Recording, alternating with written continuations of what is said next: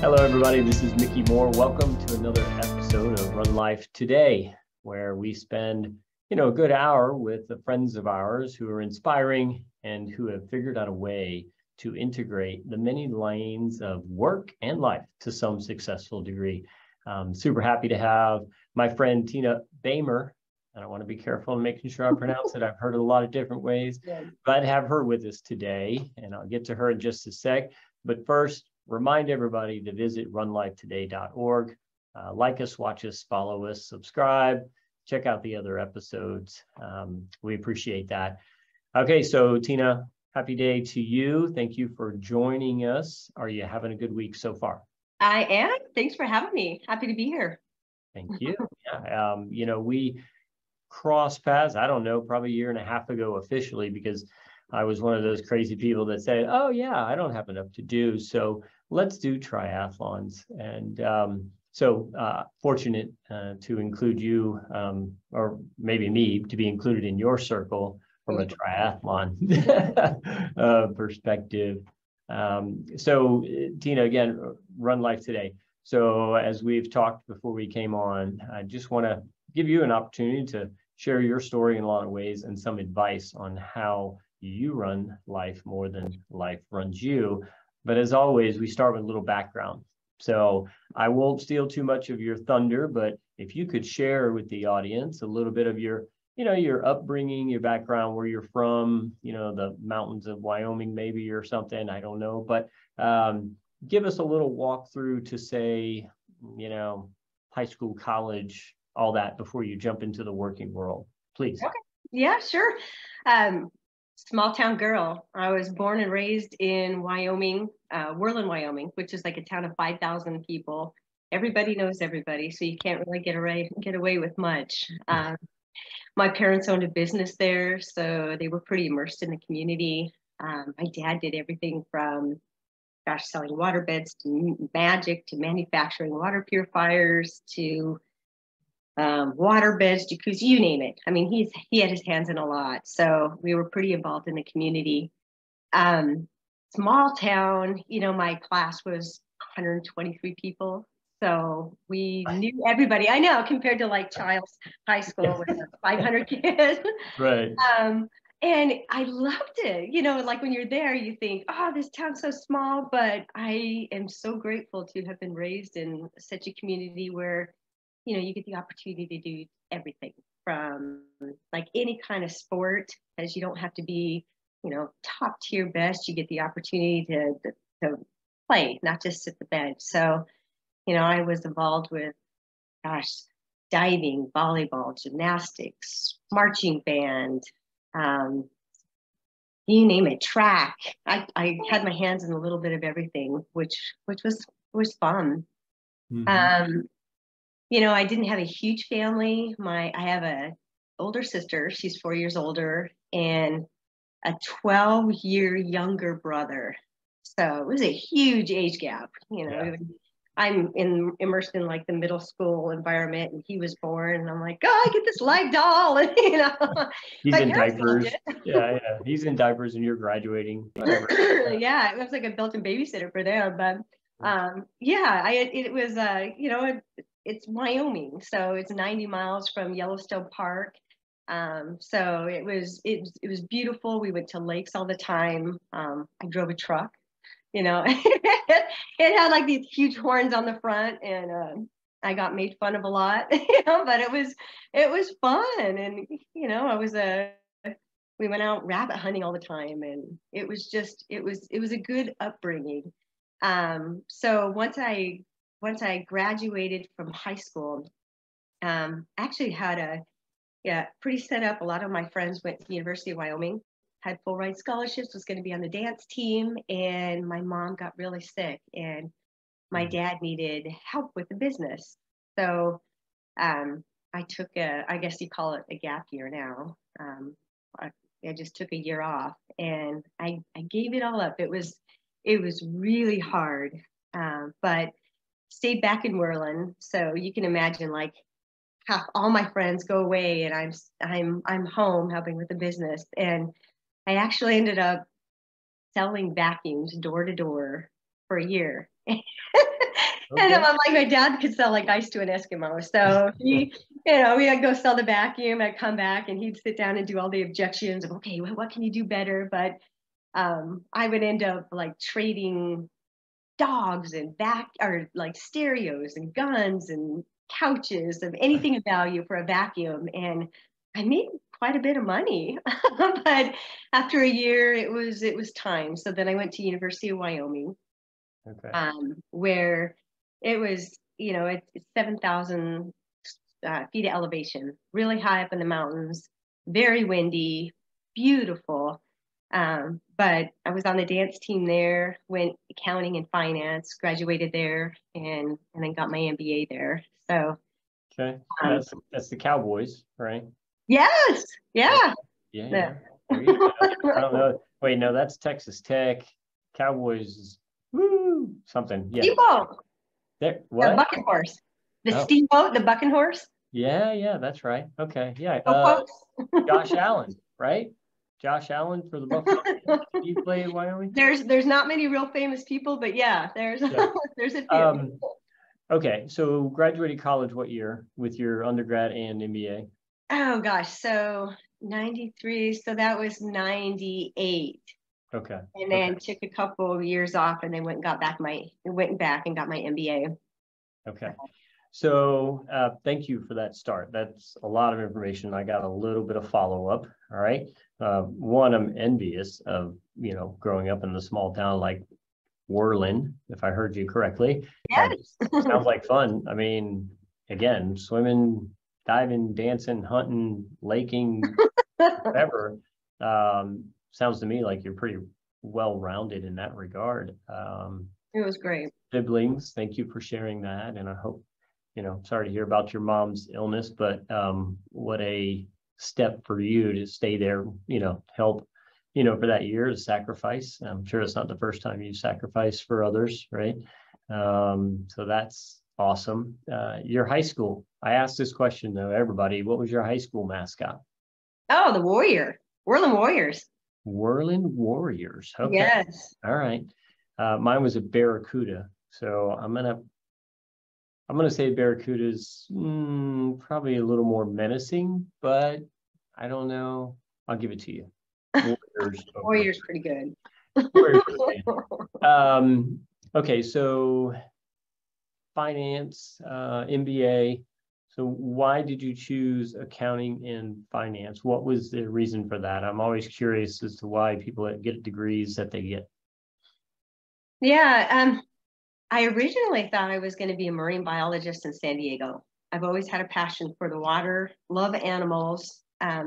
But with dealing with vacuum and consumer finance, I got a little taste of the business side. So that's when I went into that. And I was going to minor or major in accounting. And then I realized that was just more historical. And I like projections of the future and how to change the future. So that's why I went more finance and did the minor in accounting. Okay, thank you. Yeah. Like you were talking about sales. I think of the 5 steps of a sales call. Now, again, I don't advise clients on cold calling, which is kind of like door to door, right? Oh yeah, I did that. That's brave, right? Like I'm like, no, it's always a warm lead. It's always some connection other than just, I've never heard from you before. Yeah. But door to door, you have to. So I admire your skill set in order to do that, because it takes a little bit of courage to knock on doors. But whether it be fire extinguishers or vacuums, anything door to door, that's tough business, right? It is. It was fun though. I met a lot of great people and I would come home with cookies. And even to this day, my dad's like, yeah, I saw so-and-so around the state. And they're like, they were asking about you. And I'm like, they Yeah. still have that vacuum? Oh my gosh. That'd be something if they did. Okay, so let's transition, right? As we do every episode, we want to talk about various lanes of work in life, right? And how we integrate them. So let's start with our business lane, career lane, right? So I've done a little bit of background in stalking or research, whatever, but I know you've done some finance stuff, right? Credit union work, real estate, consulting, some various other things. But Tell us today primarily what you do as far as your career, but sprinkle in the how and why along the way, right? Because there were some transition periods because you're not in Wyoming anymore. Yeah. You're not in, what is Wizard of Oz again? You're not in Kansas anymore. But anyway, Not Kansas anymore. yeah. So give us a little bit about the time you spend professionally now and what you do and how you got to it. Okay. Well, right now, primarily I'm doing my real estate business. Okay. So I have properties sprinkled in a few different states. And, people always ask, do you have a property manager? I'm like, do you have a collector? So that's what I do mostly right now. But leading up to that, gosh, I got hired as an intern with Wells Fargo. And when you're in college and they offer you a salary, like, I'm rich. Yeah. Can actually buy food.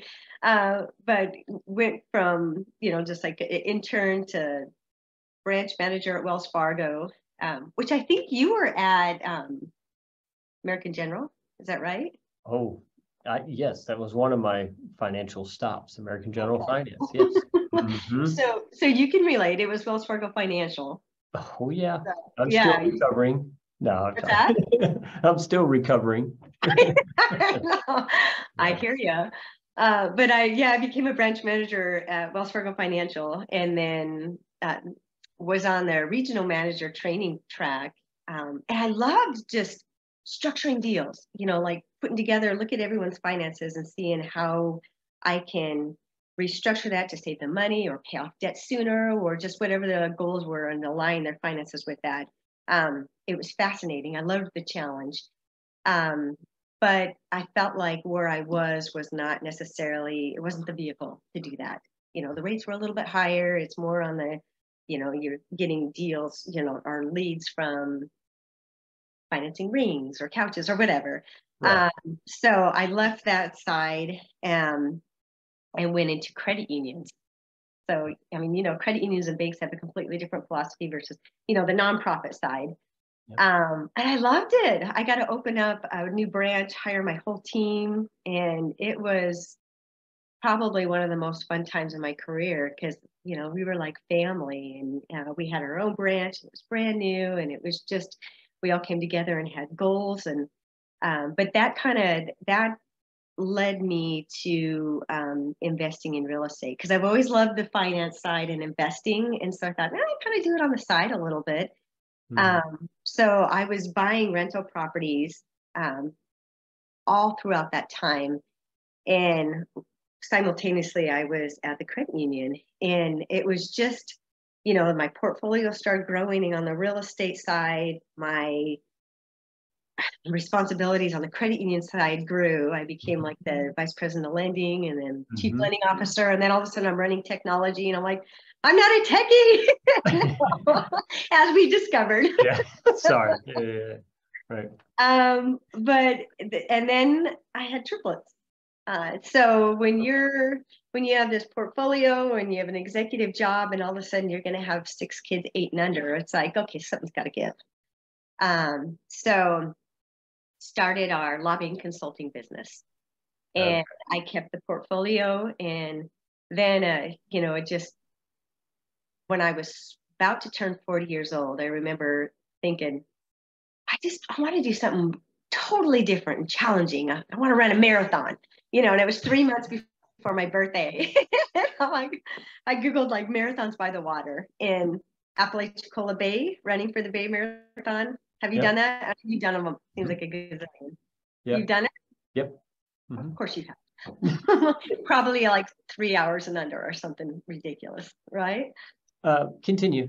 Yeah. Mine was not that pace, but that kind of seeing the water brought me over to Florida. It was the water and politics, and so eventually moved. But it's crazy. It's been like a journey. I feel like sometimes I'm not sure what I want to be when I grow up. And I'd like to try different things. And one day I walked into a cosmetic store and they were selling it. Or no, they were closing their doors because the partners were separating. So I had 2 days to make a decision. I ended up buying the store. And it was like it was the fun journey, you know, like you have a cosmetic store with 3 daughters, and it became like a candy store. We walked in like, ooh, you know. But I sold that, and then now just exclusively dealing with real estate. And I enjoy it. It's ultimately not what I want to do exclusively, because I like to have my hands in a lot of different things. But I do still have, I'm real estate license and a personal training license. So. Okay. So, okay. Thank you. A lot there. I want a couple. I didn't realize, how similar some of our background was, the finance side, right? Yeah. So consumer finance, credit unions, banking, all of that. I was a chief lending officer at one time at a credit union too. So, Oh, nice. yeah, we have that. And unfortunately, I had to do collections at the consumer finance company. So I've been on repossession calls, and I don't miss that. Me neither. No. I actually had to go pick up one time. We couldn't take the couch, but I had to take a cushion just to show like we could, collect something. And I was like, oh, this is hard. This is not me. Excuse me while I need to take your cushion. Thank you very much. Yes. I made me feel guilty, but I was like, oh, I hated it. So I hear you. So one of the important questions I was going to ask at some point, how'd you get from Wyoming to Florida? So you answered that for me, right? At some point, you just thought around 40, I want to do a marathon, and you found Florida. And I mean, that was the primary impetus for you to come to Florida, right? Was that experience? Yeah, I mean, it was the snow. I mean, it's beautiful, and I miss the mountains, but it's a really harsh climate. I loved growing up there. It'll always be my roots, but like even Mother's Day, I would say, I just want to go for a run, but it'd be a blizzard. The wind would blow 30 to 40 miles an hour almost daily. So, like when you open up the car door, you have to be strategic on, okay, kids, open up that side so that both doors don't open and everything blows out to Nebraska. Right. A good day is not getting your head slammed in the car door from the wind. I mean, it was just unrelenting. And I remember saying, like, if I die in Wyoming, I'm going to be so mad. Yeah. Yeah. So it was either I knew I wanted water. So it was either California or Florida. And, being in real estate investment, California is just insanely expensive. So I was like, I can't do that. And at the time, politics, because we had a lobbying consulting business. So, Florida is a good place to be for politics and real estate. So it was a huge leap of faith, kind of leaving like your roots and where your family is and a very lucrative business and, what but it was interesting. It's like there's magic that happens on the other side of fear. And when you take that leap, it's like, I don't know what's on the other side, but I'm going to build my wings on the way there, Yeah. No, 1,000, I love what you said about the magic on the other side of fear, because again, fear it grips a lot of people in a lot of ways to where they just don't take risk and they can't see the reward of risk, right? So kudos to you for doing that. And I know you mentioned again the career change at that point where, having 6 kids under 8, I think you said, and I want to talk more about the family lane when we get there too, but I didn't ignore that comment. I'll get to it in a little bit. So, okay, real estate today, portfolios across different states, managing those, investing, all those good things. That's your primary career. But you mentioned training, a certified trainer. So is that still a side hustle? Are you doing some training of other people still, or is it kind of on the shelf? I shelved it for a little while. I love helping people, and I love seeing that moment where somebody does something they didn't think they could do. Like I didn't realize I was that strong or could lift that or get the endorphin rush, and now I have energy. So I was like, I wanted to share that passion.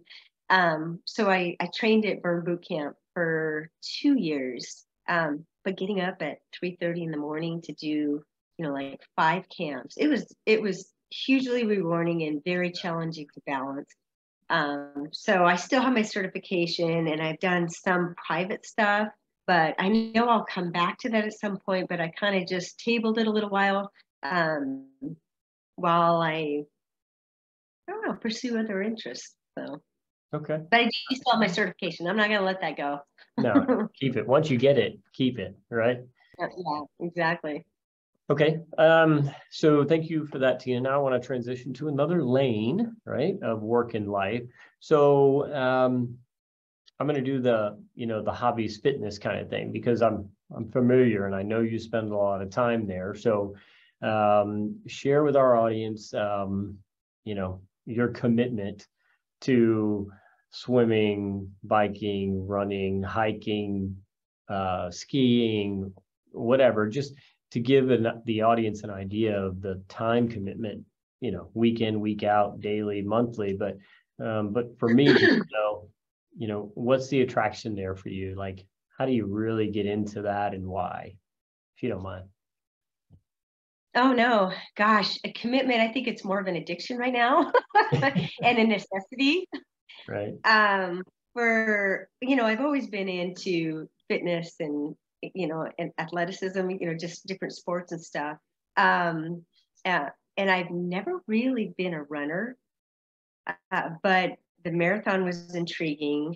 And then once I got to Florida, I I went on a surfing machine, and don't do it. If you feel tempted, just don't do it. I got on there, and I was down like a plank position, and I went to go stand up, and the force of like the wave pushed me to the back wall, and it just crushed my legs in, and it broke both my ankles. And this was like 2 weeks after moving. So I thought, I made it to Florida, I survived, 6 kids across the country, selling everything. Right. And after that, I just, I thought I needed to diversify the fitness a little bit so it's not so hard on my ankle. Right. And then like it was a Wednesday, and I saw Red Hills Triathlon, and I thought, why not? Why not? I'm just going to do it. And I didn't have a wetsuit. I had cycled before, but went on Craigslist, found it was actually a diving suit. It was embarrassing. It had like the rubber elbows and knee pads. It was like hanging off. It was, but I signed up for that, and just, people are always saying like, the swim, I'm not a swimmer. I wasn't a swimmer. I was a diver, not a swimmer. But when I did it, it was like front stroke, back stroke, side stroke, any stroke. I didn't care. I just wanted to do it. And I smiled the entire time.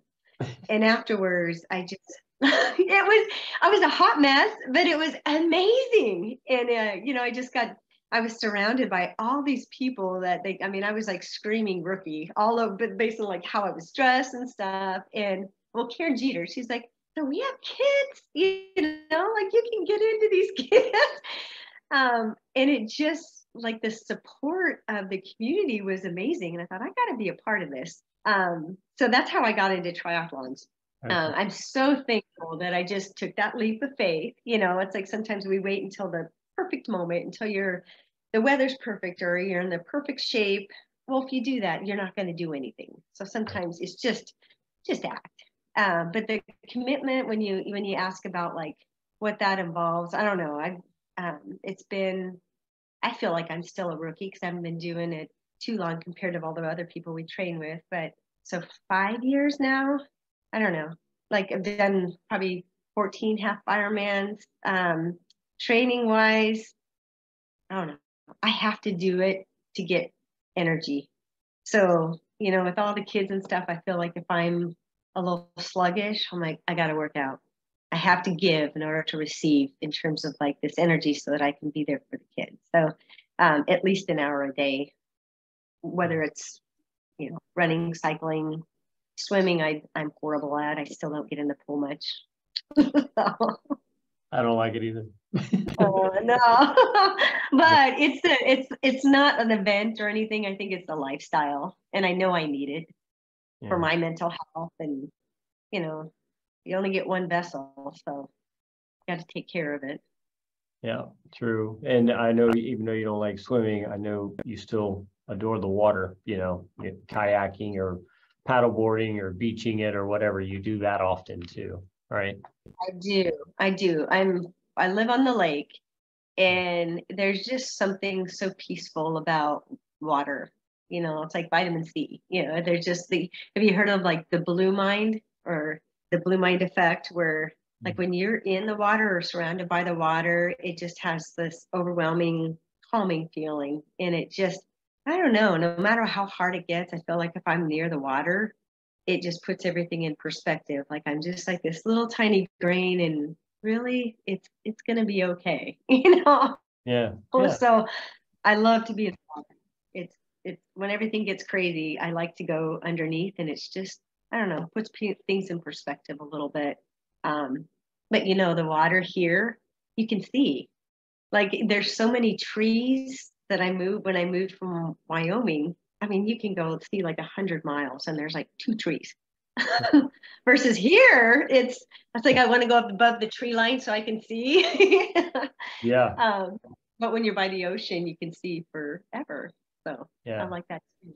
Well, I'm going to try to remember your blue mind piece when I swim in, triathlons, because anything that could calm me down, I need, because I'm just not a swimmer, especially the ocean, but that's all right.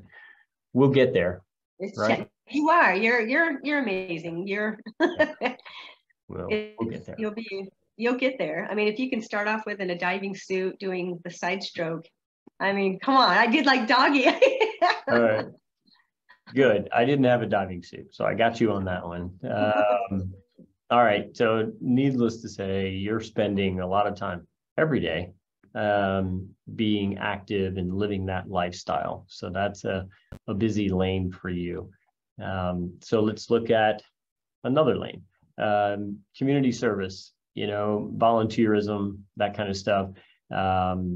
I know you mentioned earlier you were always in the community growing up, right? Because your dad was involved in a lot of different things, in different businesses and all of that. And maybe that's where you saw it for the first time. But if you're on a board now, or if you serve other nonprofits, or if there's a certain annual thing you do to volunteer, share a little bit with us about the community service lane and where you spend some time there.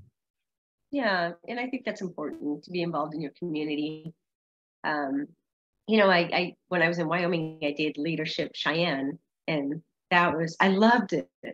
Just seeing all the different business segments and leaders in the community.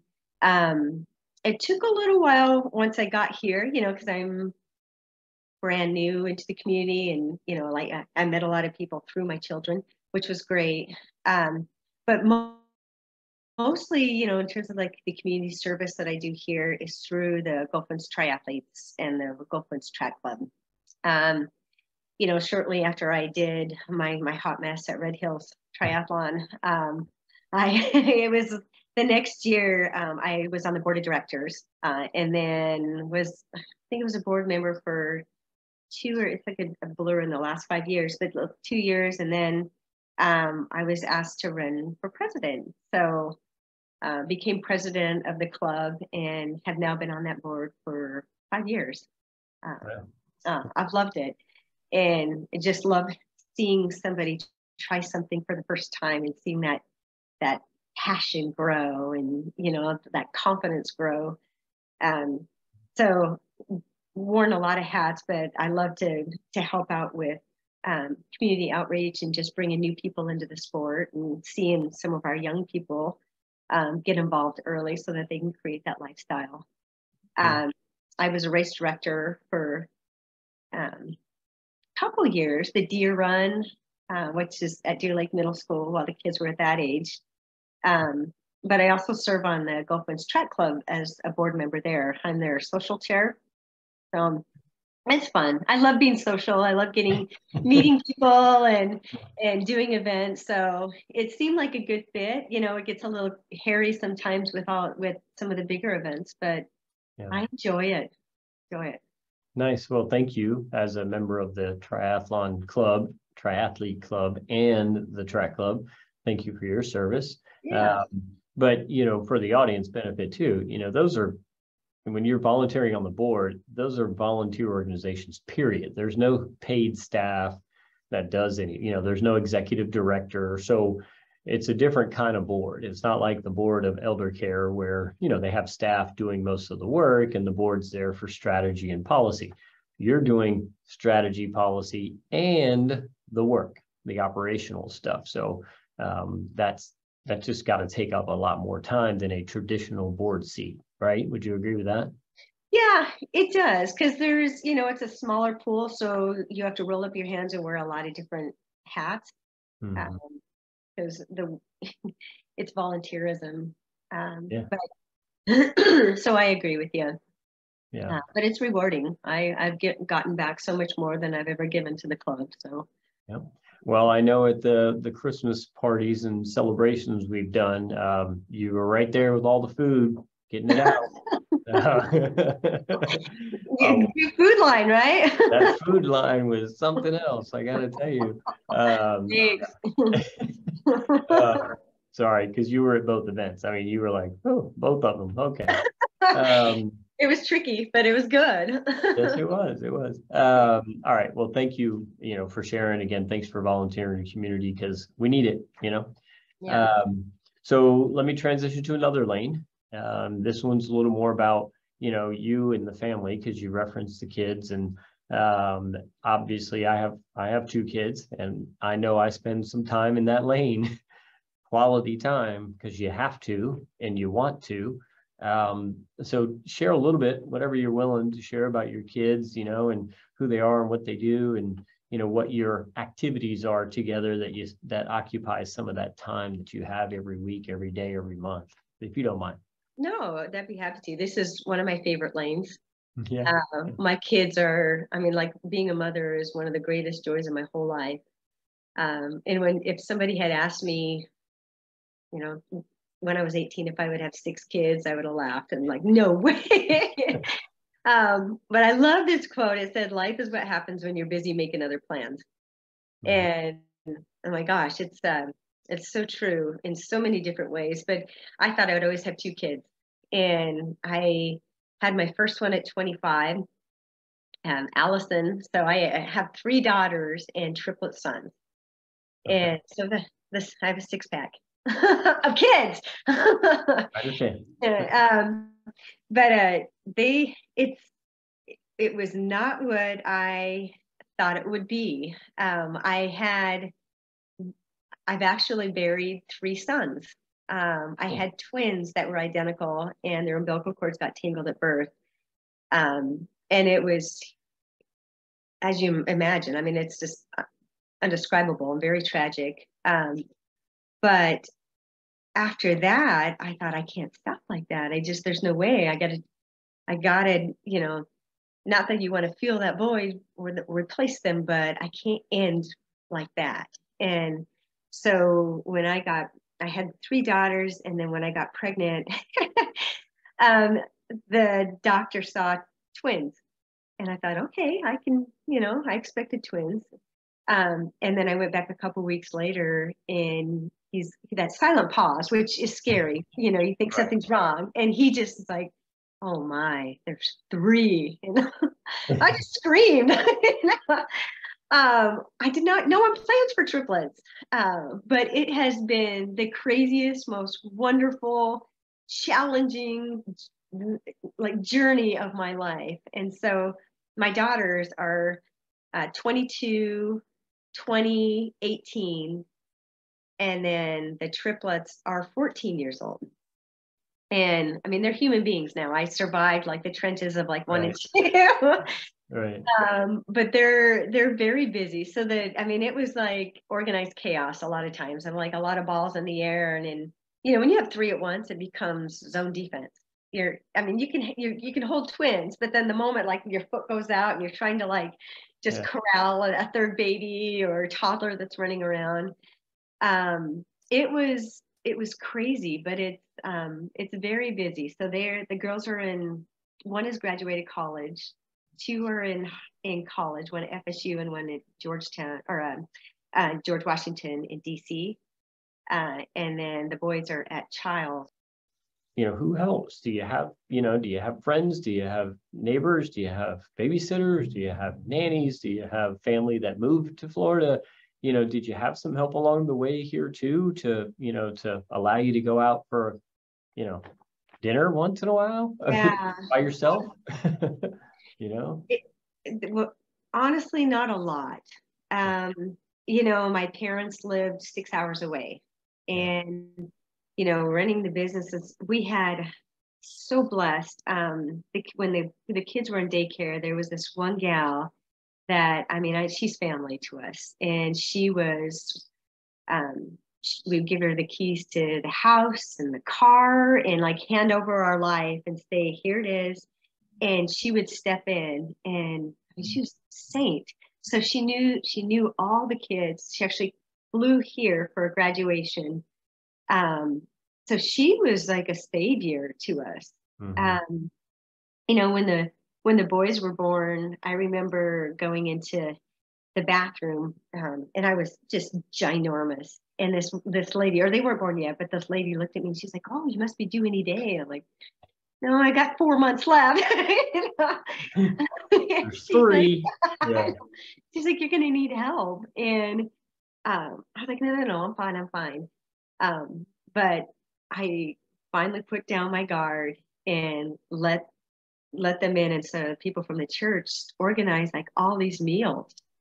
Mm-hmm. And what I realized is like, I thought it was like selfish like asking them. And she said, "Don't deprive me the opportunity to serve."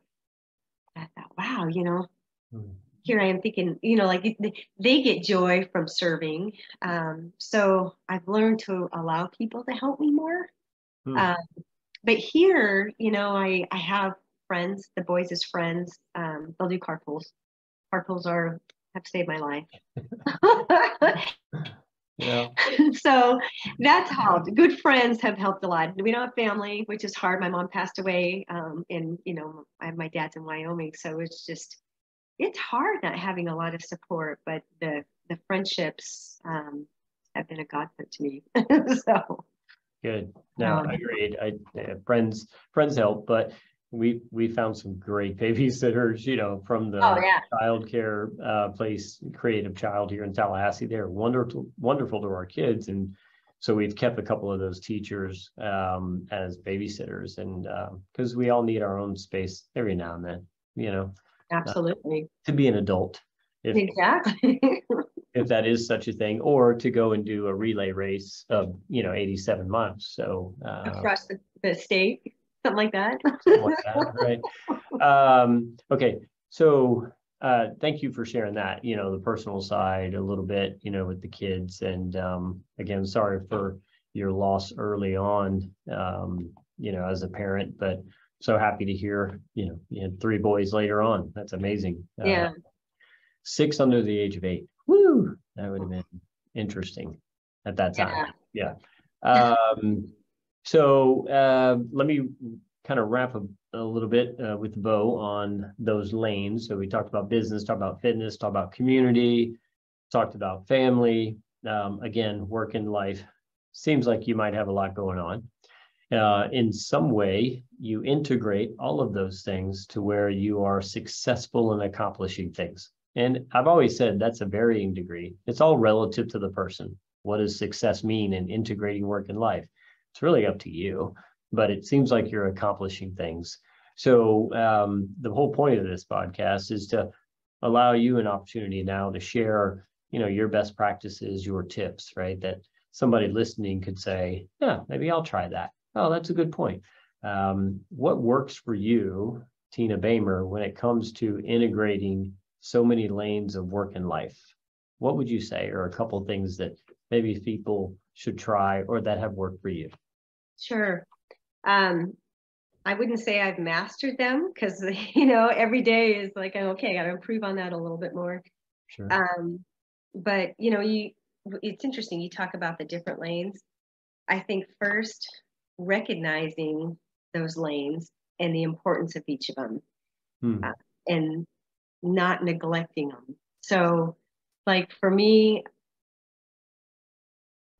having so many children, it's, like my whole life is immersed in their, I mean, even as they get older, the stakes are higher, their needs are different, but they still need you. And it's realizing, okay, I'm not just a mom. I'm also a business person. And I also have like physical and emotional needs too. And so scheduling stuff. I treat fitness and my mental health as if it's it's an important meeting. And it's a non-negotiable for me. I'll I have a home gym, and the kids know when the door's shut, therapy's in session, and you don't just walk in therapy. But they know I need that, because in order for me to serve them and have the energy to do everything I need to get that physical side and like just be alone in my head where no one needs anything from me, and I can just solve all my world problems and just silent, Yeah. And like that, I tell the kids we have a code red. So if you call twice, that's code red. If you like, that means, all right, I'm gonna put my phone on do not disturb. I'm not gonna check it on Facebook or anything. This is just my time to work out. But if you call back to back, that means I need to stop. And it took a little time for them they would do code red, and I'm like, the Netflix password does not need to be solved right now. That's not code red. Yeah. So scheduling it, I think, and I talk to a lot of moms that they're like, I just feel guilty. I'm like, no, don't feel guilty. It's critical for you to have that time, because I think if you immerse yourself into just one lane, eventually you're going to either isolate yourself, or your health and your physical health, your mental health is going to be deteriorated. Mm-hmm. Or if you immerse yourself in your work, you might neglect friends, your family, your health might suffer. So I think it's making sure the importance of each, and that you touch on each of them and make that a priority. I don't know. I always think make a touch point on each one and move the ball there on the court in some way, almost every day. Of course, there's going to be surge moments where, like work explodes or kids need more and they'll consume more of the pie. But making sure I work out. If I have a business, I'll touch on it and like just do a few emails. So I'm moving the ball down the court there, and schedule time with my friends. And there's a lot of times where I'm like, gosh, it's just, I don't really feel like it. But I always know I'll feel better after one workout, and I need the social connection. That fuels my tank. So that's one. I mean, I think that's the biggest thing, is just recognizing I need more than just being an executive or being a mom or being this. It's more holistic. Yeah. No, that's a lot. So I want to regurgitate. Thank you. So I heard, again, recognizing the separate lanes, recognizing that they exist, right? So you don't end up neglecting any of them, prioritizing them, time and place, notwithstanding those surge moments that happen in certain lanes, which just means you have to adjust your time and energy for that lane, right? For whatever reason. I heard communicate. You got to establish some communications around the lanes and some expectations. Your example you use is code red, right? Or simple communication around the door being closed, right? Therapy's in session, don't open the door. I mean, that's communicating a clear expectation and boundary, right? And then scheduling it, because I got 3 calendars, three or four that, I'm managing. And it's because I know if it's on the calendar, I'll probably do it, right? Like I'll commit, because there's another person on the other end, maybe that's going to be there as well. But if not, I see it and I manage my time appropriately because it's on the calendar, right?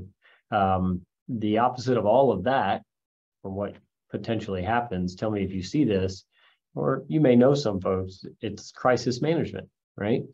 To where you end up doing what's urgent, not what's important. Because whatever the hottest fire is, you turn and put your time into it. And whether it be running a business or running your life, crisis management is something you want to avoid. Right. So, I mean, go ahead. I think the physical part of it, like when you say managing that lane, especially, I mean, I know you get it. You exercise all the time and you make the time for that. And I see your kids out there and you're sharing that passion. And I think that's the beauty, is when like some of those lanes integrate. So you have your kids doing activities at the same time. So then you're fulfilling different lanes at the same time, or different needs. But it's like, you know, when some people say, I don't have time for that. I'm like, start where you are, wherever you are. If you can't run, then walk. I mean, if you can't walk, then cycle. If you don't have a bike, then do sit-ups. If you know, like wherever it is, it doesn't, you don't have to be in top shape to start. Yep. Just take that leap of faith, have 15 seconds of the same courage to just sign up for something. Yep. And then go, you know? Yeah, no, I agree. You and I are obviously aligned in a lot of ways from that standpoint, because again, it's participation and being active. And, you know, people ask me all the time, oh, you know, I can't do this like you do. And I'm like, that's not the expectation.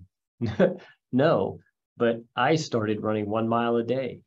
Yeah. What? Yeah. I mean, I was doing 1 mile a day. That's all I could do. So 1000%, you know, just start where you are. Because if you don't start, you'll never get where you could be, period. So, great. So, all right, before I do the wrap here, Tina, anything else? Last thing you want to share? Any last comments, questions before I move to wrap this wonderful conversation today? How did you start this? Start this thing called life, or the podcast? Yeah. I mean, like, what was your passion behind this? Yeah, really, I guess the why is part of my business work and part of my personal life, just being around so many different people. Common things were bubbling up, and it was around working in the business, not on the business, CEOs and executives as an advisor, the stress that, you know, that those people in those seats were going through because they were pulled by so many different things. And it really came to light when I was an executive director, because, you know, you've got board, you've got donors, you've got staff, you've got vendors, you've got spouse, partner, significant other, you've got kids, you've got exercise, you got volunteerism. All of those things were pulling at me in a certain direction. And I can't say I was really good at handling all of them, but I wanted to get better at it. So I started defining those lanes. But the real why for the podcast is I met so many people that were successful at integrating these lanes. And I don't think there's a balance. There's never a balance, right? It's never like 30% here, 20%. No, it's just getting to figure out a way for them to work together across each other. And I was like, well, I love storytelling. I love sales. And when I ask a lot of questions, people tell me some wonderful things. So why don't I put all that together to help other professionals, right, get better at integrating these lanes, and not based on what I say, but based on what other people say works for them. You know, so all of that just kind of came together. And Audrey said, look, I'm tired of hearing you talk about it. Why don't you just do a podcast? So I said, okay, I'll do a podcast. So here we are, season 3, I think. Yeah. So what I'll do next, Tina, is I'll do a little wrap here of our conversation today, and just tell the audience, you know, thank you, and be on the look for Tina's episode coming soon. And visit the website, Run.Life.Today.org, for all those other episodes. Tina, I appreciate it. Thanks for sharing so much of your story. And hopefully I'll see you at a race soon, right? Yes, it's been fun. I love seeing you out there. I appreciate everything you're doing. Thank you. It's great to see you like Rocco and all like the kids running, and I love it. You're a rock star. Thank you. You too. You too. All right, Tina. Thank you much. I'll see you soon. All right. Thank you. Bye.